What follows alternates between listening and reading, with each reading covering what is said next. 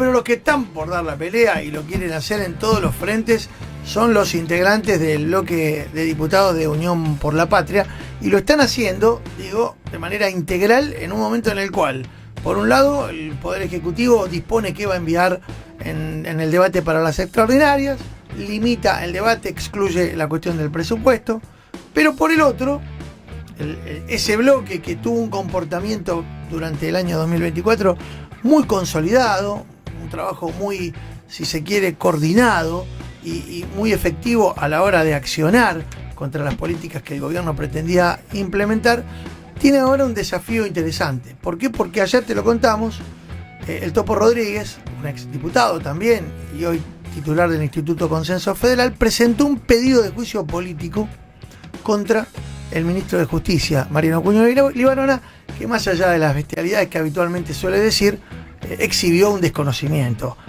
incluso de las leyes, cuando habló sobre la necesidad de derogar todo aquello que tiene que ver con considerar al femicidio como un agravante dentro del Código Penal. Bueno, ayer nos explicaba el Topo cuando hablábamos con él que ahora hay que articular todo un mecanismo para que ese pedido de juicio político verdaderamente sea considerado y comience la maquinaria, comience el funcionamiento de las instituciones, en este caso del Congreso. Lo tengo a Germán Martínez, que es diputado nacional de Unión por la Patria, además de ser el hombre que articula el bloque principal de la oposición. ¿Cómo te va, Germán? Buen día. ¿Qué tal? Muy buen día. Saludos para vos y para todo el equipo. Gracias por atendernos. Bueno, te enteraste, me imagino, de la presentación que hizo el Topo. ¿Cómo sigue esto a partir de ahora? Sí, estuve en comunicación inclusive antes de la presentación con el mandato cumplido por Rodríguez. Explico algunas cositas que por ahí estamos a verlo, ¿no? Vos sabés que los pedidos de juicio político son casi los únicos proyectos que pueden ser presentados por un particular, sin necesidad de ser diputado o senador. Por eso es que el Topo puede hacerlo, ¿no? Porque con el solo hecho de ser ciudadano y considerar que están los causales previstos en la Constitución para el juicio político, cualquier ciudadano puede incluir y puede ingresar un pedido de juicio político. En primer lugar es. Segundo, la única comisión unicameral en la Cámara de Diputados, que cuando vos revises la página web no tiene sus autoridades expuestas, exhibidas en la web de la Cámara, es la Comisión de Juicio Político. ¿Por qué? Porque hubo una disputa dentro del bloque libertario. Te acordarás, todavía Oscar Sado era presidente del bloque de los libertarios. Sí, sí.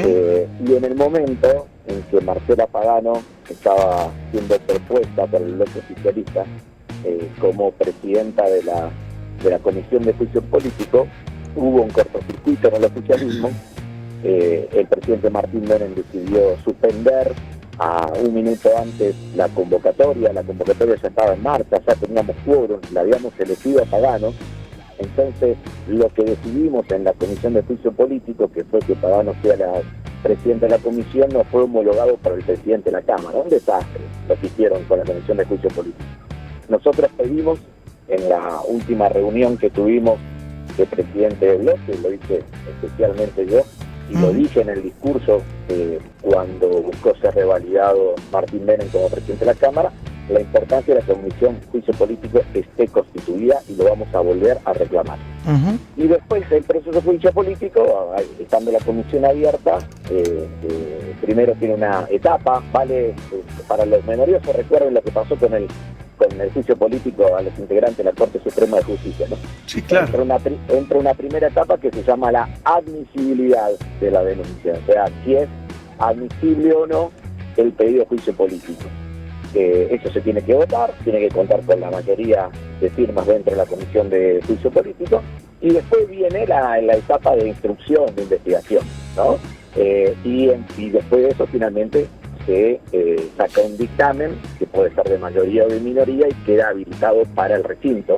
Recordemos que el juicio político en este tipo de casos requiere una mayoría muy agravada, que son 2/3 de los votos de la Cámara de Diputados, para que se abra el juicio político y después se lleva adelante con la participación del Senado de la Nación.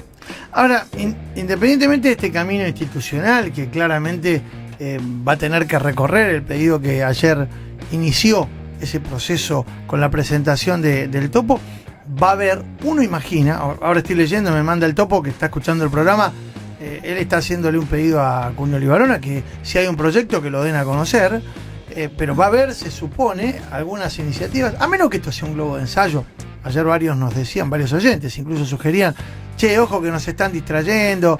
Y yo creo que ni aún con el intento de distracción hay que dejar pasar inadvertido la barbaridad que pasó estos días, porque realmente quieren venir con una agenda a cargarse todo lo construido en los últimos 20 años, y eso es preocupante. Pero ese camino también, en cuanto inicie la presentación de los proyectos, va a tener una trama parlamentaria, me imagino. Para intentarlo, como todo, ¿no? Pero vamos a algo más concreto. Todos están diciendo que hoy hay una supuesta reunión de presidente de bloque dialoguistas con Martín Menem, el presidente de la Cámara, por el temario extraordinario. ¿Le van a pedir o no le van a pedir al presidente de la Cámara que habilite el tratamiento del presupuesto en extraordinario? Uh-huh. Entonces, porque, ¿cómo es? Mandás un temario para las extraordinarias y la ley más importante que tiene que aprobar el Congreso argentino, donde está en discusión absolutamente todo, fíjate que salen, dicen baja de derecho de exportaciones, ahora salen baja de los impuestos internos para los determinada gama de autos y de motos, o sea, todo eso se tiene que estar discutiendo en la ley de presupuesto, uh-huh, como corresponde, financiamiento a las provincias, las cuales sacaron el 10% de la coparticipación en términos reales y al cual le sacaron el 76% de las transferencias no automáticas a las provincias. Se tiene que discutir la cuestión universitaria por el financiamiento, el fondo de incentivo docente, están arrancando la paritaria docente en cada una de las provincias y falta el FONID, falta el fondo de incentivo docente, que significaba entre el 9 y el 15% del ingreso de bolsillo de los trabajadores de la educación. Ahí adentro se discute de la deuda, dicen que el jueves hay una conferencia de prensa para ir diciendo cómo le está yendo al gobierno con el Fondo Monetario Internacional. Algunos dicen que está gestionando un crédito por 11.000 millones de dólares. ¿Eso no va a pasar por el Congreso? Eso se tiene que discutir también con la ley de presupuesto. La obra pública, sí, claro, que es vital para las provincias. Entonces, está claro que el gobierno intenta obstruir. Ahora, la capacidad de obstrucción del trabajo parlamentario del gobierno también depende de la capacidad que tengan los distintos espacios políticos de sumarse en una estrategia ofensiva respecto a la instalación de una agenda. Uh-huh. Cuando logramos ese acuerdo con la ley de haberes jubilatorios, con la ley de financiamiento universitario, con el rechazo al DNU de 105 millones de dólares de gastos reservados para la CIDE, cuando logramos instalar esa agenda, fuimos hasta el final del camino, es cierto, después vetó mi ley, pero lo cierto es que nosotros logramos aprobar esa ley, y ese es el camino a hacer. Hoy si hubiera voluntad política de los otros bloques parlamentarios, no nuestra, porque la nuestra está siempre en la voluntad política, hoy el tema en discusión debería ser el presupuesto, porque ahí está absolutamente todo metido adentro y ese es el gran tema. Bueno, vos viste que la semana pasada, cuando se citó a un grupo de diputados de bloques ultradialoguistas, por llamarlo de alguna forma, el diputado de Loredo hizo una apreciación a la salida de ese encuentro relacionado al tema del presupuesto y dijo, bueno, estamos dispuestos a votarlo a libro cerrado, pero que lo envíen. Dio la sensación que era más una maniobra para evidenciar su vocación chupamedia con el gobierno, que es una real convicción de ese bloque. No sé, ¿cómo ves eso? Porque capaz que aceptan traerlo, pero ellos dicen que a libro cerrado y se puede abrir. No sé si hay alguna posibilidad. Pero cuando se discute en serio las cosas. Nosotros vimos el debate en las comisiones, realmente el presidente del bloque de la UCR en general en las comisiones no lo veo, pero sé que planteó esto. Lo que hay que plantearlo con personalidad, sinceramente, ¿no? ¿Queremos que se trate o no queremos que se trate el presupuesto en la Cámara de Diputados? Y te digo más, no depende ni siquiera del gobierno, depende de la oposición. Si estos sectores que fueron a Casa Rosada la semana pasada se animaran a construir una mayoría que le ponga plazos y tiempos al Poder Ejecutivo para habilitar el debate parlamentario, tendríamos ley de presupuesto. Uh-huh. Pero se quedan mirando para el costado y es como si no pasara nada, ¿no? Entonces, 2 años seguidos sin presupuesto, vamos a tener a Milei orientando discrecionalmente el 70% de las partidas presupuestarias en la Argentina, y van y le dicen, manden el presupuesto. No queremos. Bueno, listo, ya está. Entonces, se resignan a eso. Creo que hay que ir en contra de esa resignación. El Congreso no se puede resignar a que no haya ley de presupuesto para el año 2025. Y el Congreso no se puede resignar a que tengamos efectivamente una agenda parlamentaria muchísimo más amplia y que tenga que ver con los temas verdaderos de los argentinos. Mauro, hoy estamos discutiendo los despidos en la granja Tres Arroyos de la industria avícola. Estamos discutiendo los despidos en Sancor, la industria láctea. Los despidos en Frigorífico del Gran Rosario, la industria de la carne. Las suspensiones y los despidos en Afindar, la industria metalúrgica. Estamos discutiendo los despidos en la industria del calzado, en Coronel Rosales. Esto es lo que, Coronel Suárez. Eso es lo que estamos discutiendo en la República Argentina. Y cómo ese tema tiene traslado al Congreso argentino, a la Cámara de Diputados. Y son todos los frentes al mismo tiempo, no es una o la otra. Hay que expresarse claramente en contra de las señales nazifascistas de los más que fueron defendidas por el presidente de la Nación. Sí, ayer en el Día del Holocausto, en el Día en memoria a la víctima del Holocausto, ni más ni menos. Pero te lo digo porque al otro día sale con esto de la agenda woke y todo ese tipo de cosas que van a tener una respuesta fenomenal de la sociedad argentina que se va a expresar el sábado. Eso te iba a preguntar para cerrar, Germán. Sí.